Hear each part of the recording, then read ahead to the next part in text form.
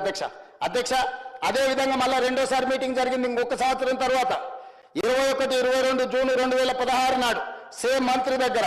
ఆ రోజు కూడా SK Joshi special chief secretary and Vidyasagar Rao garu ఈ మీటింగ్ లో continued the same arrangement was agreed.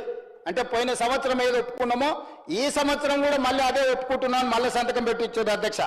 అధ్యక్ష ఈ రెండు స్టేజుల్లో అధికారులు పాల్గొన్నారు. ఒకవేళ మాకు తెలియదు అధికారుల మధ్యలో సంతకాలు జరిగినాయని ఒకవేళ వాళ్ళు అనదలుచుకున్నా చెప్పదలుచుకున్నా వాదించదలుచుకున్న అవకాశం ఉండే. 21 సెప్టెంబర్ 2016 ఫస్ట్ అపెక్స్ కౌన్సిల్ ఈ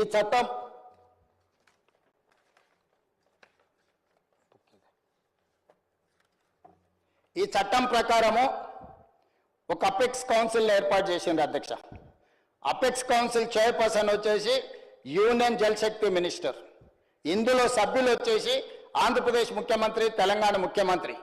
ఆనాడు 21 సెప్టెంబర్ 2016 నాడు ఉమాభారతి గారు జలశక్తి మినిస్టర్గా వారి అధ్యక్షతన సమావేశం జరిగితే ఆంధ్రప్రదేశ్ నుంచి చంద్రబాబు నాయుడు గారు, తెలంగాణ ప్రాంతం నుంచి చంద్రశేఖరరావు గారు ఆ రోజు మన తరఫున 21 సెప్టెంబర్ 2016 నాడు జరిగిన సమావేశంలో Chandrashekar Rao garu honourable chief minister of Telangana, T Harish Rao garu honourable minister irrigation, doctor SK Joshi special chief secretary,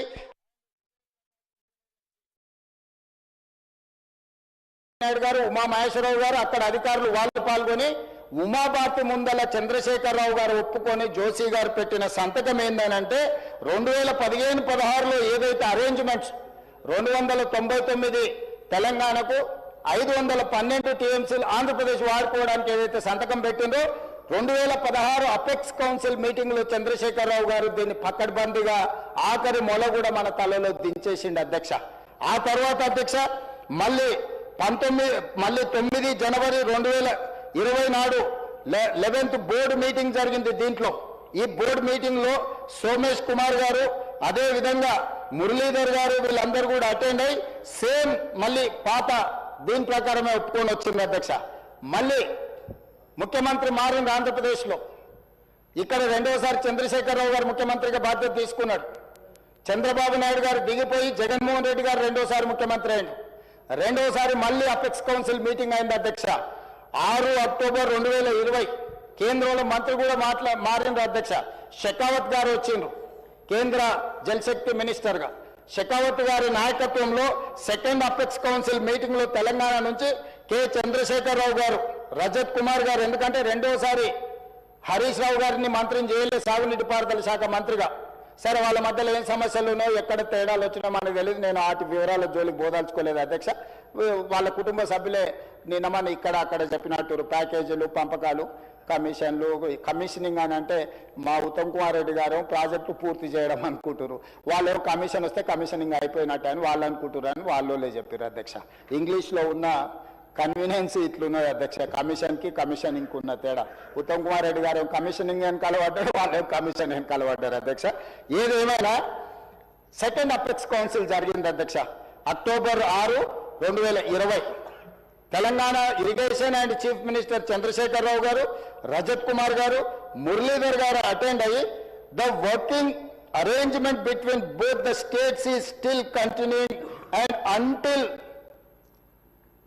and unless water sharing is finalized by tribunal under section 3.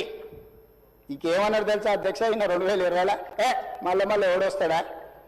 KDWT2 Brijesh Kumar tribunal రెండోసారి నీటి పంపకాల పంచాయతీ పెంచే వరకు ఇక మళ్ళీ వచ్చి నన్ను విసిగేయకండి, నన్ను అడగకండి, నన్ను డిస్టర్బ్ చేయకండి.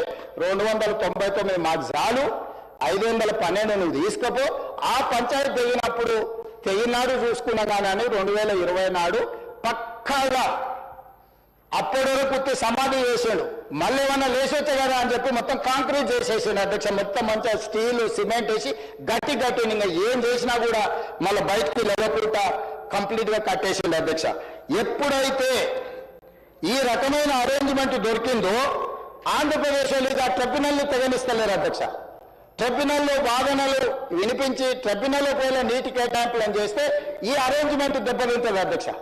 ఇది 100% ఆంధ్రప్రదేశ్కి అనుకూలంగా ఇక్కడ సంతకాలు పెట్టొచ్చు. ఇప్పుడు ఒకవేళ మనం వాదిస్తే, మనం కొట్లాడితే, నేను ఇంతకుముందు చెప్పిన 490 టీఎంసీలకు మన ప్రాజెక్టుల ప్రకారం మనకు నీళ్లు వస్తే అది మొత్తం ఆంధ్రప్రదేశ్కి తీరని నష్టం జరుగుతుంది. అప్పటి నుంచి ఇక వాళ్ళు ఈ బ్రిజేష్ కుమార్ ట్రిబ్యునల్లో కేసు వాదించడం మానేసి కేసును వాయిదాలు వేసుకొని సంవత్సరాల కొద్దీ కొనసాగిస్తున్నారు అధ్యక్ష.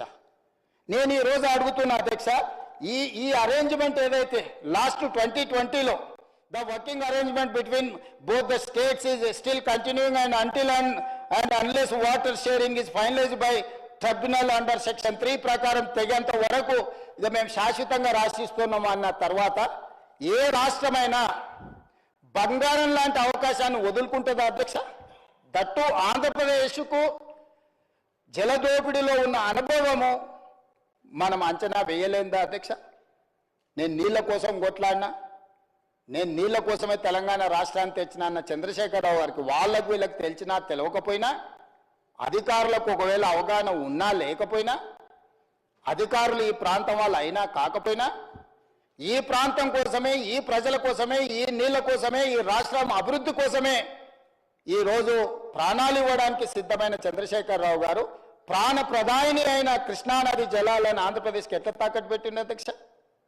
ఈరోజు అందుకే ఆంధ్రప్రదేశ్ ఎట్టి పరిస్థితుల బచావత్ ట్రిబ్యునల్ వాదనల్ని పూర్తి చెయ్యకుండా ఎంత వీలైతే అంత దీర్ఘకాలికంగా దీన్ని వాయిదాలు వేసుకుంటూ పోయి వాళ్ళు ఉన్న ప్రాజెక్టులన్నీ కట్టుకొని మా ప్రాజెక్టులు పూర్తయినాయి కాబట్టి ఒక్క సుక్క కూడా మీకు నీళ్ళు ఇచ్చేదే లేదు అని వాదించాలని వాళ్ళు అంటున్నారు అధ్యక్ష.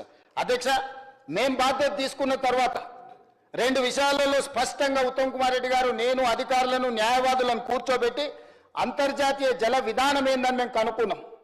మొట్టమొదట పరివాహక ప్రాంతం ఎంతుందో పరివాహక ప్రాంతం ప్రాతిపదికన నీటి కేటాయింపులు జరగాలి.